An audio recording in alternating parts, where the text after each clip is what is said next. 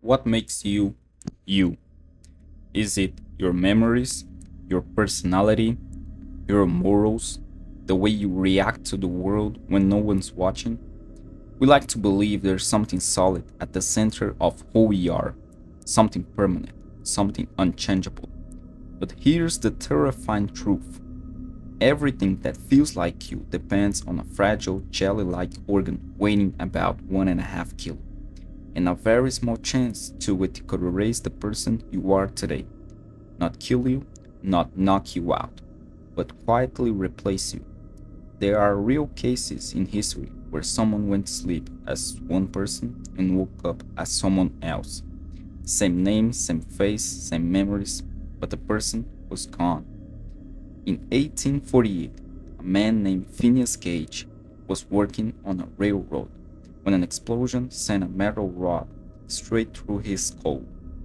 It entered through his cheek and exited through the top of his head. He should have died.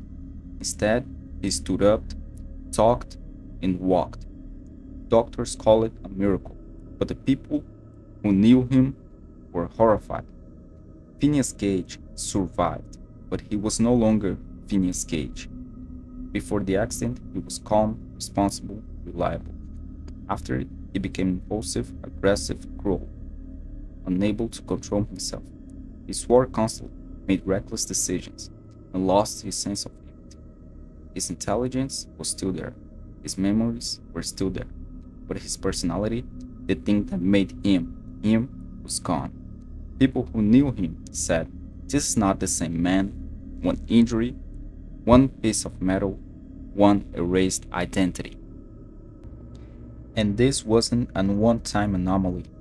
Doctors now know this happens far more often than we're comfortable admitting. A stroke, a tumor, a concussion, a degenerative disease, tiny physical changes can completely rewrite who someone is. There are people who suddenly lose empathy, people who lose fear, people who lose guilt. There are people who wake up and feel like strangers inside their own bodies. You don't have a soul file stored somewhere as a backup. There is no hidden copy of you. Your morals live in specific neural circuits. Your sense of right and wrong is physical. Your love, your anger, your nostalgia, your dreams, electrical signals, chemical reactions, neurons firing in just the right pattern. Change the pattern, and the story changes completely. Some patients with frontotemporal dementia slowly lose their personality while remaining fully conscious. They know something's wrong. They can feel themselves becoming colder, meaner, less human. Imagine being aware that you are disappearing and being completely powerless to stop it. Your family looks at you differently. Your friends say, "You've changed," and they're right, but you didn't choose to. Your brain did. What makes this even scarier is that you don't need a dramatic accident for this to happen. Chronic stress can rewire emotional responses. Trauma can permanently change how your brain interprets reality. Long term sleep deprivation can alter personality, decision making, and empathy, meaning the version of you from 5 years ago is already gone, and the version of you 5 years from now may not agree with who you are today. Ask yourself this: if you lost your empathy but kept your memories, would you still be you?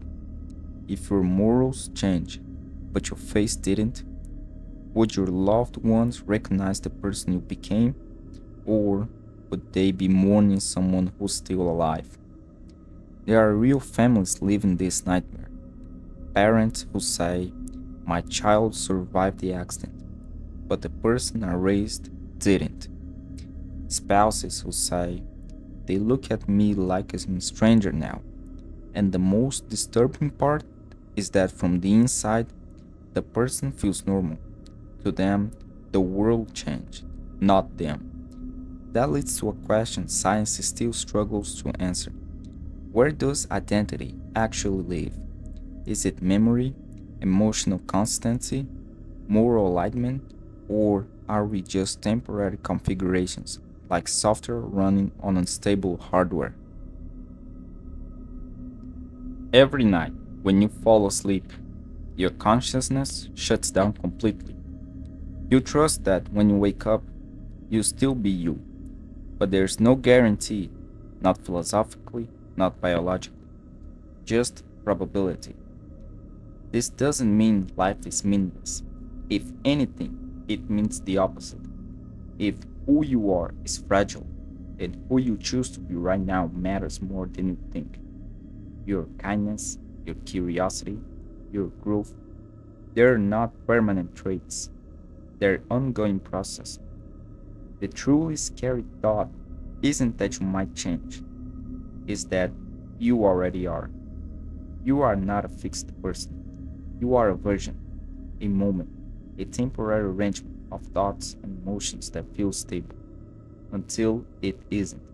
And yet, despite that fragility, you're here, thinking, feeling, watching this video.